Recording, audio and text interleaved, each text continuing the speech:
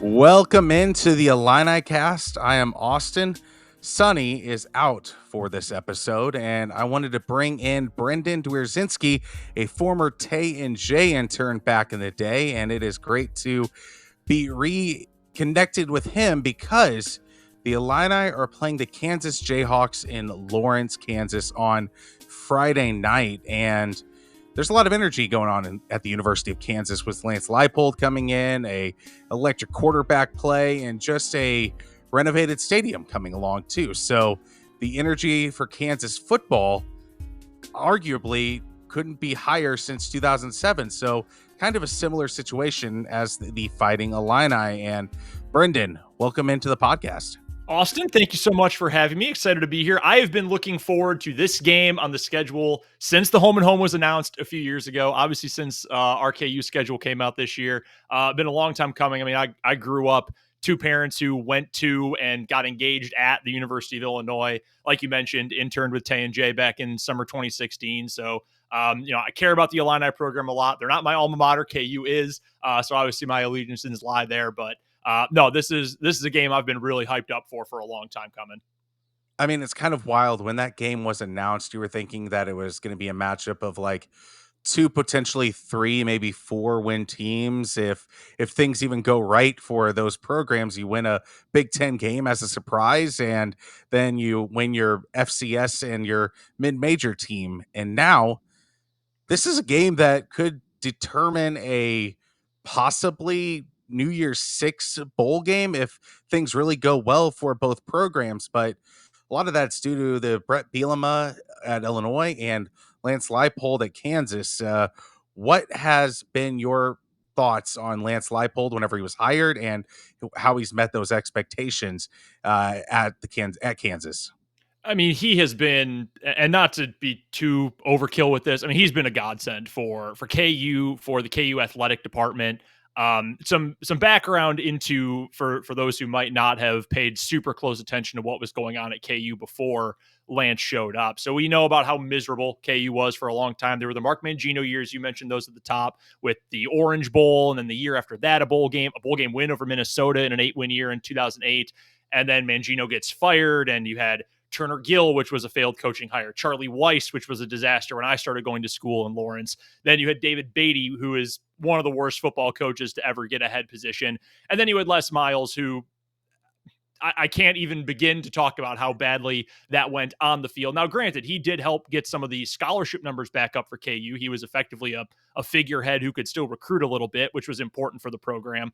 But between all those failed coaches with an interim in there as well, and multiple failed athletic directors, it was pretty much the basketball program and Bill Self doing his own thing with men's basketball, and then a failing football program and a bunch of other programs on campus that really were not living up to their potential at the University of Kansas. So they bring in, KU does, Travis Goff, who's the current athletic director, former assistant AD at Northwestern under Jim Phillips. And he is, I think it goes without saying, one of the three or four most important hires that KU Athletics has ever made. And also in that conversation, obviously Bill Self, as well as Lance Leipold. And he was a finalist along with Jeff Monken at Army, who I love, huge fan of Jeff Monken. He's who I probably would have picked of the two, but I remember saying at the time, look, I'll take either one. I would love to have Lance Leipold after what he did at Whitewater, what he did at Buffalo, come to KU, try to resurrect this program. It ends up being him, and it could not have been a more perfect fit. The way he has enabled his players to take ownership of the program, despite being an older guy, a late 50s coach now, he is very much a player's coach. He's had tons of staff continuity. His offensive coordinator, Andy Kotelnicki, defensive coordinator, Brian Borland, they've been with him since Wisconsin Whitewater. A lot of the assistants and other staffers on this team have been with this particular program since it was back at the D3 level at Whitewater, certainly some from Buffalo, with a couple of stragglers who were around for the Les Miles era at KU too. And it has just been success after success. The first year, we remember the Texas win. Jared Casey is a name that became a household name in college football in 2021. The walk-on from literally from a town called Plainville in Kansas. That's how small town we're talking here. The win over Texas, Jalen Daniels emerges as, hey, this might be a guy. Last year, second team all Big 12, despite missing 5 weeks due to injury. KU makes a bowl, college game day, all of that. New stadium plans, brand new locker room this year that the players are jazzed about. And this year, I mean, the hype, like you mentioned at the top, is about as strong as it has been in 15 plus years. And I know that's a lot of recap, a lot of narrative of where this program has been, but I don't think you can underrate how important Lance Leipold has been to this university, to getting various programs around the athletic department done, to leading to a new stadium. Hell, part of his newest contract when he got extended after last season was you need to make legitimate progress on improving facilities and the stadium by X date and Y date and Z date. It was in there. Otherwise, the buyout was canceled if they hadn't started to make progress on it. So he's gotten things done. A new stadium is desperately needed, and a winning football program, just a competitive football program, was definitely needed. And the recruiting has gotten better. Granted, I think it is important to say I'm not talking about KU being the next Ohio State. It's not about to be, the next Georgia sleeping giant program. But for where KU was, as low as you can go in Power 5 to where it is now, I don't think you can say enough about what he and that staff that's filled with continuity have done for this program. I mean, again, the similarities to Illinois are just so there, where you had the hype hire with Les Miles and Lovie Smith. Both of those guys didn't work out. You had an interim coach in there, and then you have like guys that were kind of for the same job at Illinois, and Illinois goes with Brett Bielema, so that's going to add some added chip to the shoulder there for Lance Leipold. But I'm going to Lawrence, Kansas on Friday for the game. What kind of atmosphere can I anticipate in the stadium? Have the students shown up in a big way since Lance Leipold's kind of turned this program around in the short term? So the theme for this weekend, it's going to be a blackout game. I do not remember ever seeing a KU football blackout game before. They've got brand new black jerseys, black helmets, all of that. Apparently, and Lance Leipold said this to us at his press conference earlier this week. Apparently, he's a big uniform guy, and he loves it, and he's got his hands in this, and he loves to be a part of the design phase, and the players love it, and they're hyped. They're giving away a bunch of black t-shirts, so the hype is absolutely there. KU just had in its opener in a win over Missouri State, its highest attended season opener in a decade since, I believe, if I'm not mistaken here, 2013, my freshman year, when KU picked up a win in its FCS game in the season opener. And that was the Weiss era, and no one expected KU to be all that good, but at least a little better than they ended up being. But the hype is real. I mean, it is legitimate buzz around campus. And that's something that the players actually talked about who took a trip down to Big 12 Media Days back in July at Jerry World in Arlington.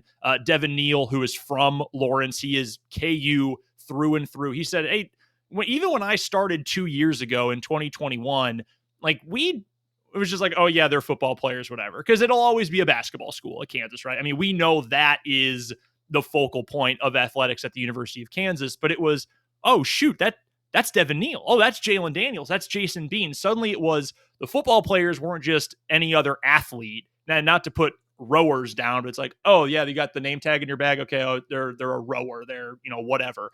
Now it's, oh shoot, that's a football player. That's Jalen Daniels. We know who the quarterback is. We care who the quarterbacks, the running backs, star cornerback Kobe Bryant, guys like that. They are big men on campus again. So the players are feeling it. The students have done a much better job over the last, I'd say from about the midway point of last season until now, doing what KU is billing as packing the booth. David Booth, Kansas Memorial Stadium, nicknamed the Booth. Some people don't like it because it's a war memorial. Some people have really bought into it. That's beside the point. The students have done a much better job of showing up, because I will tell you this.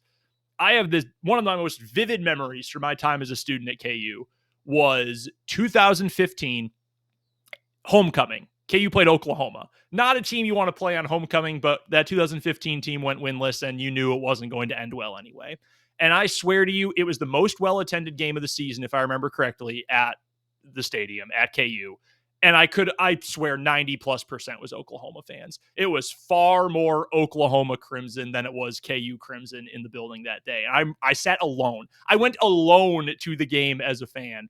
And I thought, this sucks. This is not fun. I had local people who were Oklahoma fans, like talking to me all condescending throughout the game. Oh, you guys will get there someday. I thought, we better, because this is a miserable experience. And I'm very thankful that the fans have bought in, because we know what the story about Allen Fieldhouse and what that environment is like. And to get even some of that energy, 40 plus thousand, close to 50,000 at Kansas football games. It's very cool. So I know that's a very loquacious, long-winded way to get to the final answer here, but the students have bought in, alumni have bought in. Thankfully, KU's biggest pockets of alumni are not too far away. Overland Park, Lenexa, Johnson County, Kansas, 30 minutes, 45 minutes for some folks. It's going to be a packed house on Friday night. I don't think it is sold out yet. I'm sure it'll get fairly close to that, but it's going to be buzzing, and it's going to be, I would say, one of the more fun environments that we've seen for a KU football game in quite some time.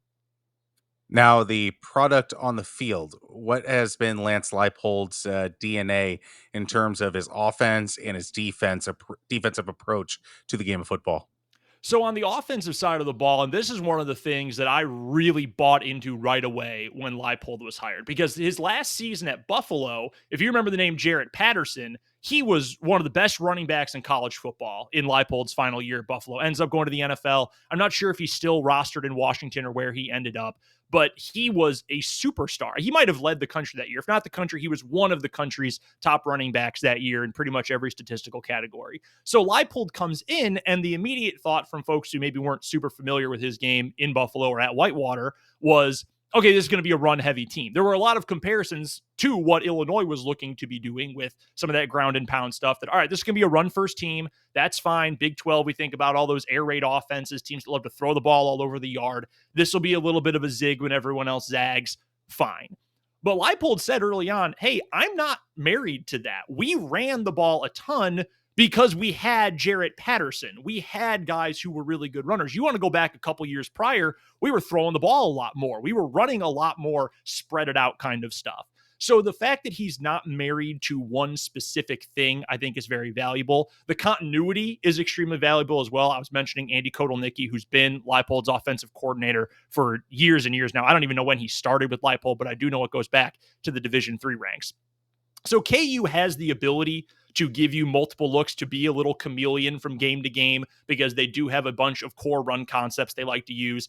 KU will run plays that are triple option based. They're not going to run the pure flex bone. They're not going to run things out of the wishbone 90% of the time. But especially if Jalen Daniels is in the game, and it sounds like he is going to end up playing on Friday, they will run triple option concepts, which is a good thing for KU because the best, deepest position group on the team is the offensive line, and then next to that, it's the running backs. So that is something you're going to see a lot of in this game. And Daniels can throw. He's got an arm, and KU has a talented, if not top-end elite kind of talented wide receiver room. A guy from the greater Kansas City area, just on the Missouri side.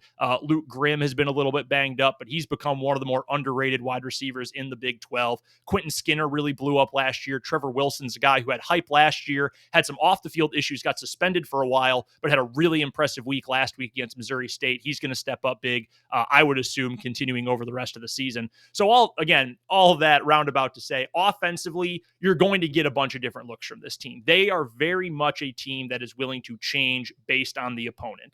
And Leipold spoke earlier this week, and Kotelnicki did too, about how, hey, look, we know Illinois is big. We know they are physical. We know they want to win up front. We know they can win up front. So this game is going to be about winning and being successful play to play, not just relying on explosives. Now, I personally do believe there will be some opportunities for some of those explosive plays that KU has had a lot of success with over the last season, what would that be, 14 games now. But you're going to have to win consistently. And that, again, I think is where that offensive line, that running game is going to come into effect. And you've got to have your quarterbacks make smart plays too. That's really what it comes down to. Do you trust Jalen Daniels or frequently used backup Jason Bean to make the right reads, to make the right decisions? Because that's going to inform a lot of the play calling. Defensively, and that's where I think this game is going to swing, really, with the Kansas defense. You've got a really talented secondary. Kenny Logan has been a multi-year starter, team captain, extremely important piece of this Kansas program, both on the field and off the field for a long time. Kobe Bryant, his full name is Jacoby. He goes by Kobe. He's a phenomenal player, ball hawk, really good ball skills, had a pick in week 1, in fact, was one of the breakout players for this program a year ago.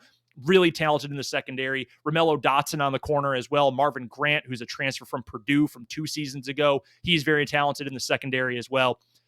The questions arise the closer you get to the line of scrimmage. Linebacker core, Rich Miller, been with Leipold since the Buffalo days. He was a transfer in. Solid solid player, not a spectacular athlete, but a team leader. Craig Young is a transfer now in his second year at KU from Ohio State. One of my favorite players on the team, incredible athlete who I think has an NFL future. And then you get to the defensive line where you've got one defensive end who's returning with starting experience from a year ago, a transfer at defensive tackle in Devin Phillips from Colorado State, who I really like and I think will be an impact player, and a handful of other transfers, Dylan Brooks from Auburn, Gage Keys from Minnesota, Austin Booker from Minnesota, kind of a hodgepodge of players who can play inside, who can play outside, who this team needs to get production from. So KU's secondary, not really worried about it. Good coverage guys, good ball skills throughout there. Linebackers, athletic, if not a little shaky. The defensive line is where this thing is going to change, because if they can match up to Illinois' physical offensive front, a veteran physical offensive front, I think this is going to be a great game. If Illinois bullies KU up front and takes advantage of a less experienced and maybe just generally less talented defensive line, that is what I think could very easily swing things Illinois' way. Let's go back to that offensive side of the ball and Jalen Daniels, who said that there's a chance that he does play on Friday night. How do you think he compares to the rest of the quarterbacks in your conference in the Big 12? I genuinely believe, and we went through this one day. My day job is as a sports talk host in Topeka, Kansas. We cover KU, K-State, pro level Chiefs and Royals as well. But right in the middle, essentially, 30 minutes from Lawrence, 45 minutes from Manhattan. So we get a lot of KU and K-State. And I genuinely believe that probably for the first time in the history of the Big 12, Big 8, Big 6 conference, the two best quarterbacks in the Big 12 are both in the state of Kansas. I think Jalen Daniels and Will Howard at KU and K-State are the two best quarterbacks. Some people will say Quinn Ewers because he's got a lot of NFL dreams. I've got the tape. I don't personally believe that. I'm not a Dylan Gabriel guy, the quarterback at Oklahoma. I think Jalen Daniels is either the best or the second best quarterback in the conference. He's not huge, but you can live with a 6 foot tall quarterback in the college game. NFL, I don't know what his prospects are going to be. College game, though, he's got the athleticism. He's got a great arm for his size, great work ethic, great team leader. I mean, he's pretty much everything you could want out of a college quarterback, especially in a system like KU runs where you're going to give opposing defenses a lot of looks. Now, he, I think, is an interesting case in this game because at his best, fully healthy, fully confident, in rhythm, I think is among the best quarterbacks in the country. I genuinely, honestly believe that because of his skill set and because of the development he's had with Leipold. He was a Les Miles recruit. That's a kind of it's not untold, but sort of an underlying, underrated story about where he's come from, that he stuck with the program, thought he was going to be a redshirt 2 years ago, ends up starting the final 3 games of the year, and has now erupted into this superstar player.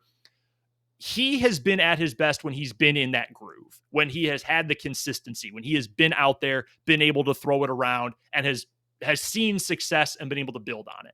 Going back to last season, after he had suffered the shoulder injury, fairly notorious injury, College Game Day was in town when KU played TCU, and he got injured late in the second quarter, missed several weeks due to the shoulder injury. His first game back was against Texas. Bigger, faster, stronger team than Kansas. Understandably so. Look at the recruiting rankings, the blue chips, all of that. We know the reputation of Texas football. Jalen was not good. I mean, he just wasn't. He didn't quite have it, didn't have great velocity on the ball, wasn't making great decisions, was forcing things. And even at the start of the Kansas State game, it was either a week or 2 weeks later, it was the same thing, that it wasn't quite there. He still wasn't his whole self. Fast forward then to the bowl game. KU plays in the Liberty Bowl against Arkansas, comes up short. One of the best bowl games that I can remember in recent history, goes into multiple overtimes. And in the second half, after a couple shaky plays in the first half, I mean, it might have been the best quarterback half of a football game in Kansas history. I mean, he was hitting everybody in stride, hit every single route you could ask for, velocity on the ball, touch on the ball, just an unbelievable half of football. So at his best, in rhythm, and with momentum, both mentally and physically on the field, I think he can hold his own with that tier of quarterbacks that's right below Caleb Williams and Drake May. I think as a college quarterback, he's right there. But he's got to be that level of good. And the reason this is important this week then, he didn't play in week 1. He was dealing with some back issues that had been bothering him throughout camp.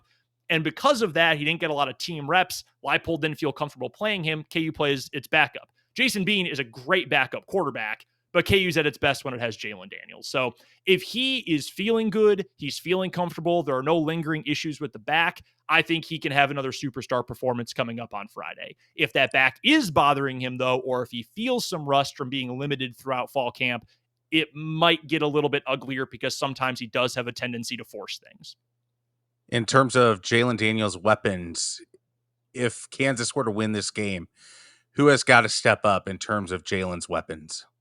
I think one group to keep an eye on, and I mentioned a couple of those wide receivers, and I love Luke Grimm. I think every time I go on a KU podcast, shout out to the Rock Chalk Pod and Andy Mitz, anytime I go on the air in Topeka and I can bring up Luke Grimm, I do, because I absolutely love that dude's game. But I think the tight ends this week are going to be the position group to watch for KU. And there are three that get used more than anyone else. Number one is Mason Fairchild, who's in, kind of a second, third team, all Big 12 kind of player. He's a Kansas kid from Andale, which, by the way, Andale High School has the longest winning streak in the entire country right now. They are just a machine in high school football in Kansas. But he's a product of that school, the best receiver of the group. He's an okay blocker. He's fine. He can hold his own. That's not an issue. But he's a multifaceted player. They'll use him as a lead blocker for some of those option runs, some of their perimeter stuff. He can be a vertical threat. He's not just your classic Jason Witten, run 8 yards, turn around kind of tight end. He can be a true vertical threat. Jared Casey, who I mentioned a little bit earlier, the hero of that Texas game a couple of years ago, he does everything right. Every single time he is on the field, he does everything right. He's not the best athlete. He's a stockier player, but KU can use him as a bit of an H-back, lead fullback, physical, great blocker. He's got surprisingly soft hands for his body type as well and his role. And then the third tight end is Trevor Cardell, who might be the best athlete of the group. He's never quite gotten his footing down, but he was a joint baseball and football player when he came to KU. Stellar athlete. Again, not huge. Fairchild is the biggest of the group height-wise, but again, a little bit of a stockier, more built player who's got blocking skills, showed those off a little bit against Missouri State. That's the group I'm most interested in because I like the running backs. I like the wide receiver group. But if you can get those multi-dimensional tight ends involved and use some of your own physicality, we talk about Illinois' physicality, and rightfully so. I mean, look at the size, look at the roster, just look at that team on tape. You can see how important that is. And we know Brett Bielema. We know what Brett Bielema likes to do at this point. But if you can use some of your physicality to try to match that as best as possible, I think that's going to be a major benefit for KU. And hell, it might just end up being as a lead blocker on some of these runs. It might be, we're going to give the ball to Devin Neal. We're going to give the ball to Daniel Highshaw, the top two running backs for this team.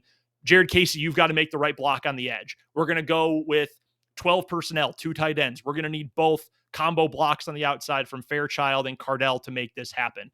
They might not have the best stats in this game, but I do think they're going to play a pivotal role because that physicality, I hate to beat a dead horse, but it is going to be so crucial for KU to be able to match Illinois in that regard.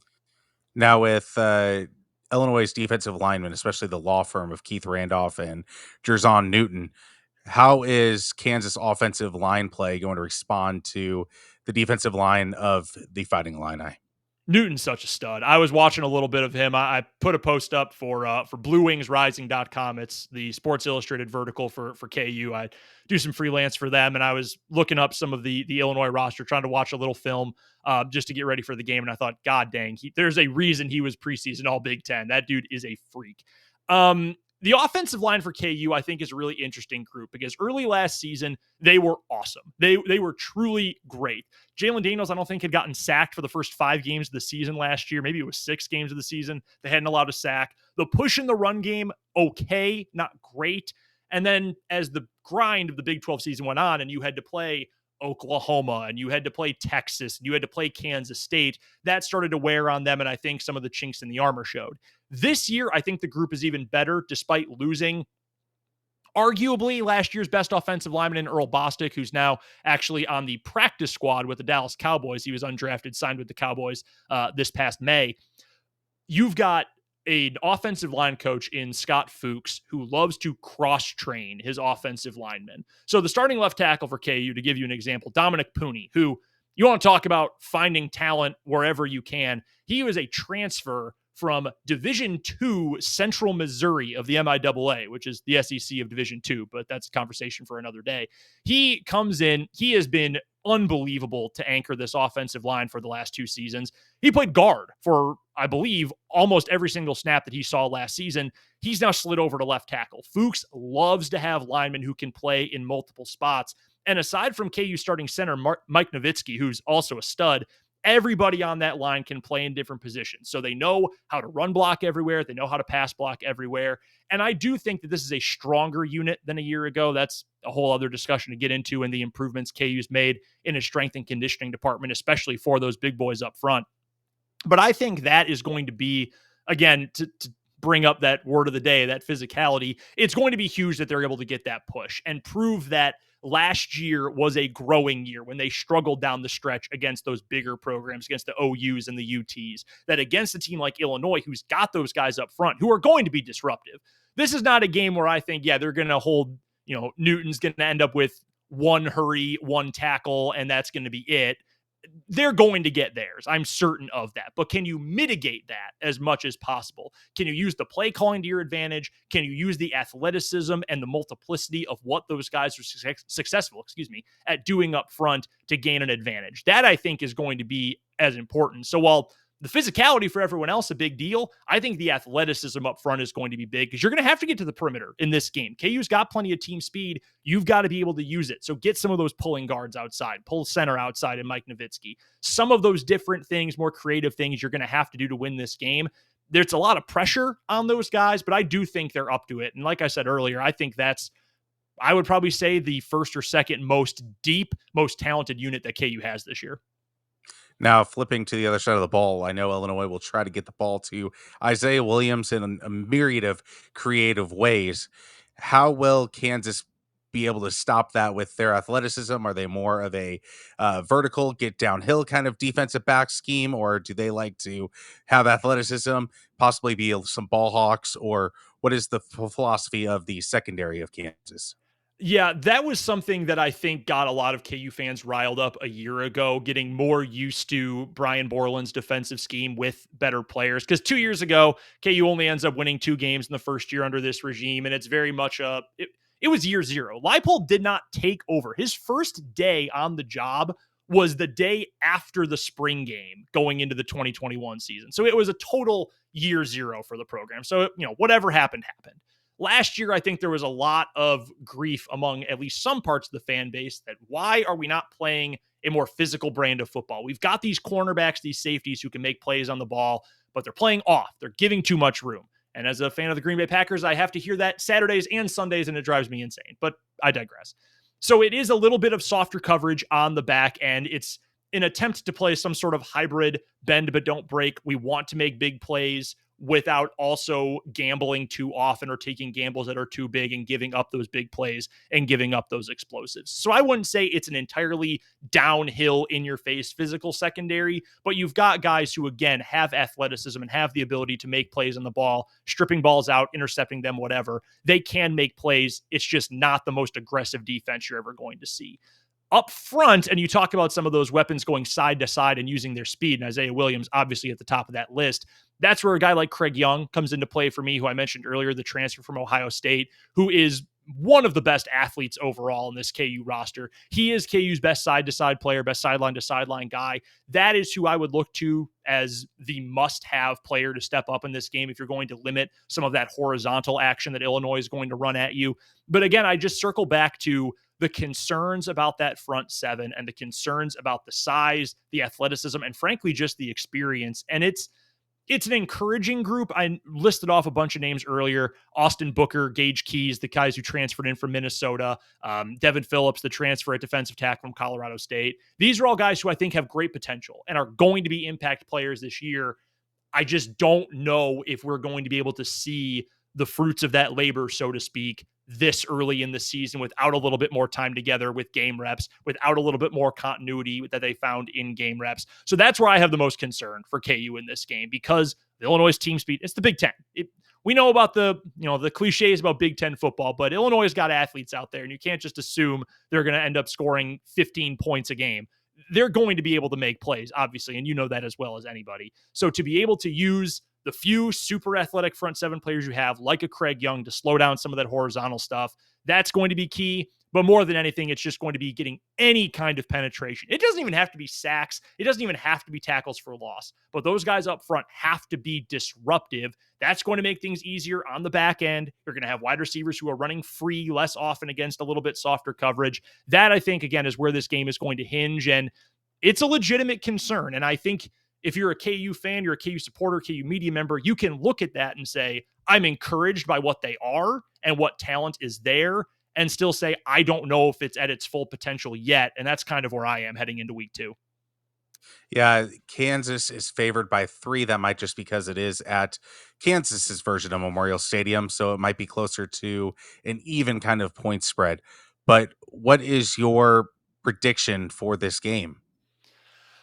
I'll get right to it. I'll be a homer. I will take KU in this game because of the home field advantage, and I'm trying to be as optimistic as I can about that defensive front, that they will do enough to allow the secondary to make plays and for the offense to do what it does. If I'm looking from the outside in at Illinois, obviously still talented, obviously well coached. They play their brand of football so well, and I think it's going to be another really good year for this Illini program.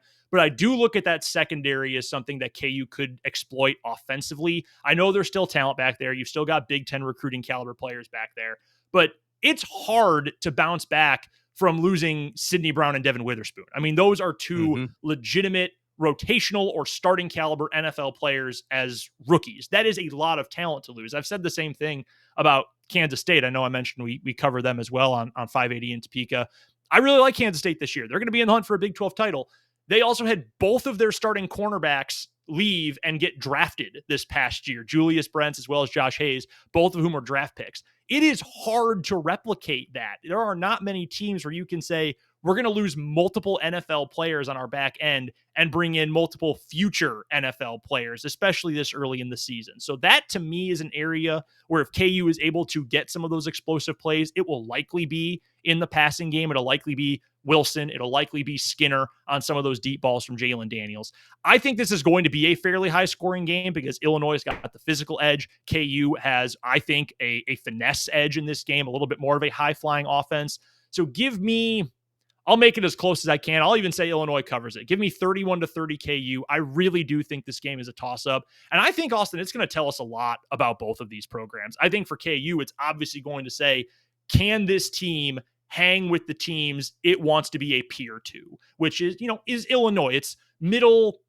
I hope this doesn't sound insulting to the Illini No. program, but that solid middle class of the Big Ten, or the middle upper portion, the middle to upper third of the Big 12. Programs like that. Can KU hang with a program like that week in and week out? And I think for Illinois on the other side, I would imagine a big question is, can they hang with a team that can put up points like KU is going to be able to do and hang with a high-flying offense like that, given the fact that the secondary is a little less proven than it was a year ago? So I'm fascinated by this game. I'm glad that fans on both sides of this matchup have had this one circled for a while. It's going to be a blast. Again, I'll take KU because I know this program so well. I've been around it for so long, and frankly, that's what fans do. So I'll take KU, but it really could go either way. I will say this. I think either an Illinois close win or a KU close win, both far more likely than an Illinois big win or a KU big win. Yeah, I mean, as we get further away from traditional college football with realignment, and you have the different styles of play happening in non-conference play, we know Illinois can hold their own with the Minnesotas, Nebraskas, Iowa, Wisconsin in terms of physicality, but there's not a lot of opportunities to play a Big 12 style of team, and I know Lance Leipold has some physical capabilities with his option plays and everything, but it is a different brand of football. And I think that's kind of the most exciting part whenever you have some Power Five versus Power Five non conference games. So I love these games that happen, especially home and home. There's some games that happen in a neutral site and kind of neuters the whole thing. But that kind of brings me to this next question about the world of Big 12 football. You guys have 4 new members this year, and then you're adding the 4 corner schools of the Pac 12. What are your thoughts on the Big 12's expansion that they have undergone? I think in the long run, the Big 12 ends up being okay through this whole thing. I mean, that From the business side, obviously losing Oklahoma and Texas is tough because those are the biggest brands in the league. They're the most successful programs in the league, especially Oklahoma over the last decade. I mean, during the later Bob Stoops years and the Lincoln Riley years, I mean, they were just a true machine. So they've taken a little step back from that in their first 2 years under Brett Venables so far. I mean, it's only the start of year two for Venables now. So losing those brands is obviously going to hurt. But in the long run, you add in 4 teams from the G5, BYU, and then 3 from the American who have a lot of want to. They want to be good. And they've got fan bases that want to be good and want to support their teams. BYU has a strong fan base. We know that. That's built in to that university. Cincinnati's got diehard fans. UCF is growing in that regard and is also a recruiting hotbed. And Houston probably should have been in the Big 12 in the first place instead of Baylor, but we don't need to go 30 years in the past at this point. So those are all programs that have the money behind them, that they want to spend. They want to be better in athletics. They're going to recruit hard. They're going to compete in every sport. All wins. And you expand, you get Big 12 football all night because you've got the late games at BYU, the early games in West Virginia and Florida, all good on that front. And the four corner schools, look, it sucks that the Pac-12 is dying. I really do believe that. I know that Larry Scott deserves what he gets. I understand that USC and UCLA, and by virtue of that, Oregon and Washington decided to chase the money. And Colorado did too. Let's be honest. They bailed before Oregon and Washington did. It sucks that conference is falling apart. But on the same side of the coin, you're getting more rivalry action staying together through realignment. So much of that has been lost over the last 13, 14, 15 years at this point. The Big 12 lost Nebraska. KU and Nebraska was and it was very lopsided. Let's be clear about this. It was one of the longest running games in the history of college football. Same with Kansas and Missouri. And those two teams are going to play again in the next couple of years. They're going to put a series together like they've done in basketball. But that's U.S. Kansas fans now who they hate more, Kansas State or Missouri. It's 90% of the time going to be Missouri. I mean, that hatred doesn't go away, but the games have, and that's brutal. That's tough. Bedlam is gone now going forward next season. Oklahoma and Oklahoma State, that's obviously a brother versus brother rivalry. But to bring back Colorado, which KU and K-State and Iowa State and Oklahoma State played for 80 years or 60 years or whatever it was, bringing them back into the fold, that's a good thing. Bringing back rivalry in these longstanding streaks of playing each other, that's a good thing. Keeping Arizona and Arizona State in the Territorial Cup together, that's good. That's a win for college sports. Utah and BYU going to be a conference game again, the Holy War. Awesome. That is tremendous. That's great. You get West Virginia and Cincinnati paired together again after their Big East days of an era gone by. Like, that's good. So as much as it is bad from the business side to lose OU and Texas, and I tell you what, especially in basketball, KU going down to Texas, those games were a hoot. That was a legit rivalry. You go back Kevin Durant era, late aughts, some incredible games between KU and Texas on the basketball court. So losing them sucks. And to watch a storied conference like the Pac-12 die, that really sucks too. But through all the negatives of realignment, I do think the Big 12 made out pretty well. And frankly, from the Kansas perspective, they still play Kansas State every year. They still play Iowa State every year. That's what's important. At this point, it for me is about keep rivalries together. And as long as those rivalries stay connected, I'm going to be okay with it. So I think the Big 12 ended up making out just okay. And I mean, for your Kansas football program, it's a chance to climb up the rungs as opposed Yep. to in the Big Ten when Illinois is going out now up against Oregon, Washington, USC, and UCLA. We're going to be pushed down a little bit. Now, Kansas has that opportunity to rise a little bit. That's got to be exciting. It is. And I think that's a point that a lot of Big 12 programs have brought up. I know Kansas State fans are all in on that, and they deserve it. They've been a good program for a long time now, coming off a Big 12 title. They are very much in the camp of, why can't we be the premier athletic department in the new Big 12? And I think Oklahoma State feels that way. They've obviously won so much in football over time with Mike Gundy. A lot of the Texas schools understandably feel that way. Kansas has a lot of fans that care a lot about the program. They've got a head coach who knows what he's doing. Bill Self still running the basketball program, which is obviously a big deal. KU has been great with the NIL fundraising up to this point. The Mass Street Collective has been sensational. They have been very much on the forefront of the NIL landscape, which has been huge. I mean, whether you like it or not, or you approve or disapprove of the disapprove of the NIL era. It is here. It is not going away. And I appreciate that Kansas has been at the forefront of that. So even if, if OU and Texas were still around, if this was the Big 12, the alignment of it circa 2010, who knows? Who knows what it is going to look like at that point? You still have Missouri in, who's a peer. You have Nebraska in, who is bad now, but for so many years beat up on KU, plus OU and Texas A&M at that time. Maybe things aren't changing as much as they're changing right now. But with a wide open conference, it's got to be encouraging if you're KU. Years that otherwise may have been 5 or 6 win seasons, maybe now they're 8 or 9 win seasons down the line. So there's definitely a lot of energy. And again, fans are going to like to come out more if they're in a stadium that actually has functioning facilities. So that is going to help increase fan engagement as well. So it's a pretty fun era to be involved in Kansas sports, to be completely honest with you, now that there's multiple respectable programs on campus. Now let's move over to Fog Allen. Our old pal Bill Self is actually coming back to Champaign for that wonderful cause of the Maui fire relief, which is going to be a raucous environment. That boo will be the biggest boo that Bill Self might ever hear, which is just wild. It's going to be an exhibition game. But how is that Kansas program going to look this year, adding Hunter Dickinson?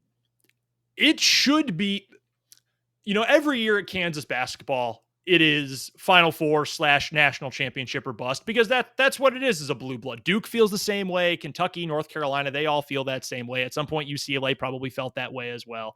That's the expectation. This year with this roster, and there are a couple kinks in it. 3-point shooting is going to be a question for sure. That stands out in mind. This program is truly Final Four or bust. And we know, people who follow college basketball know, probably the worst way to determine a champion is by a single elimination tournament in multiple sites across multiple weeks, like the NCAA. It's the best entertainment, but it's probably the worst way to accurately pick the best team in your sport. So things can happen, upsets happen. One guy has an off day and it totally changes things. Or like last year for KU, your coach has a sudden heart health episode and doesn't even get to coach in the conference or NCAA tournaments. Changes a whole lot of things. But that being said, you bring back DeJuan Harris, who doesn't score a whole lot, but in terms of everything else you need from a point guard, defense, assists, floor general, leadership, all that, among the very best in the entire country. KJ Adams was last year's Big 12 Most Improved Player of the Year. And the biggest coup of anyone was to bring back Kevin McCullough. 6th year now in college. It'll be his 2nd year at KU. No one thought he was coming back. I certainly did not think he was coming back. I thought he was going to start his pro career along with his buddy Jalen Wilson.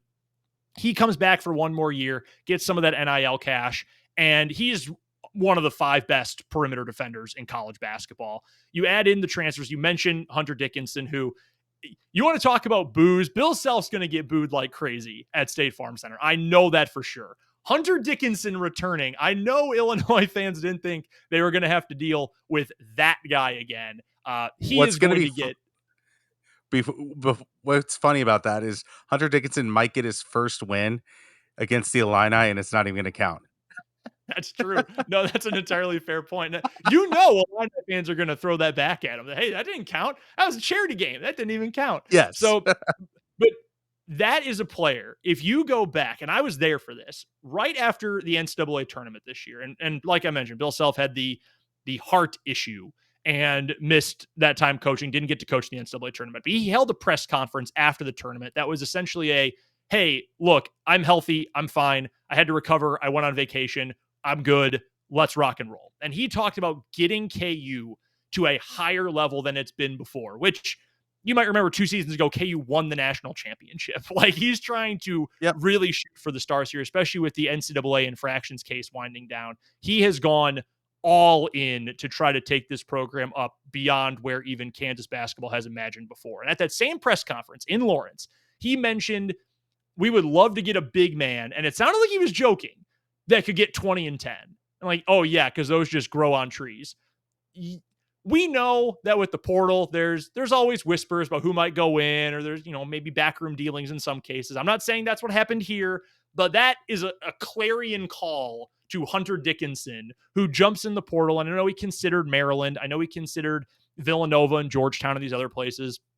There is no place better for an offensive big man to develop his game and be a superstar than with Bill Self. I mean, his track record speaks for itself. pun kind of intended. And it's just a perfect fit for Dickinson. So the defense, not great, but he will have to play some of it to play for Bill Self, and Self's not taking him off the floor. So that defense will be there at some point. Arterio Morris, former 5-star recruit, went to Texas after 1 year transferring to KU. Great athlete there. Elmarco Jackson is KU's best freshman, 5-star point guard. A lot of high expectations for him. Another transfer to watch, Nick Timberlake, 6th-year guy, transfer from Towson. Great three-point shooter, over 40% for his career, if I remember correctly. And then one other name, the most recent addition to the team, Johnny Furphy. Big kid, big wing. He's an Australian. He was at the NBA Academy in Australia, blew up this summer, reclassified to join KU this year, and sounds like he is going to play a bunch as a freshman. Really already overly developed for how old he is. So this, after I gave you the entire bio for everybody on the team, pretty much, this team has the talent and obviously has the coaching. It should not just be a contender to be a Final Four team. If you asked all of college basketball right now, who are the 4 teams that have the best chance to get there and need to get there based on their talent, KU should be in that group. And that's pressure, but again, it's Kansas. Kansas should have pressure to get that far because it's the winningest program in the history of the sport. It should have that kind of pressure, and it's got the talent to match this year. Brendan, before I let you go, is there any specialty food that I need to get at Memorial Stadium whenever I'm there on Friday? Okay, so at the stadium, probably not, if we're being Okay. honest. Now, I haven't been to a game as a fan in a long time. And real quick side note, the fact that I have to work on Friday night and doing high school sports and not being at this game, truly one of the greatest regrets of my entire life. But at the stadium, probably not. I don't know exactly what the concessions are going to look like, but if you get a chance, if you're in Lawrence for a little extra time, either Friday night, Friday afternoon, Saturday at some point, a few places you've got to hit up. Dempsey's, best burgers in town. People will tell you it's Burger Stand. It is absolutely Dempsey's, right by the library on Vermont. Absolutely phenomenal burgers. One of my favorite places in town. 23rd Street Brewery as well. It's a bit away from campus. 23rd Street Brewery. They've got a dish. It's their most famous one. Fittingly, it's called the Bill Self. Buffalo chicken on top of mac and cheese. Absolutely delicious. I wish I had it for dinner tonight and every single night. So that's the top food recommendations. You got to get the Bill Self, even if it feels like a little bit of sacrilege if you're an Illini fan making the trip. Brendan, I want to thank you for your time. It was great to reconnect after the Tay and J internship that you had that summer. That was great meeting you back then. And where could people find you? I know you mentioned a lot of different spots, but how about one spot of where we can consume all of your content? The best place would be 580 WIBW AM. It's based out of Topeka. You can listen to it online. Same URL. It's 580WIBW.com. I'm on the air with 2 of my co-hosts, 2 to 6 every day. Again, KU, Kansas State, Chiefs, Royals, general NFL, general college football. And if you're looking on social media, it's on the screen if you're watching the video of this as well. At Brendan DZW is where you can find me on Twitter or X or whatever you want to call it at this point. But that's usually where you can find me. I'm pretty online. So if you're looking for me, you'll probably be able to find me. Brendan, thank you again. You have a great rest of your night and have a great high school football Friday. Austin, I appreciate it, man. Enjoy Lawrence. Enjoy the game. I'm thrilled for it. Can't wait. Will do. See you, man. Yeah, man.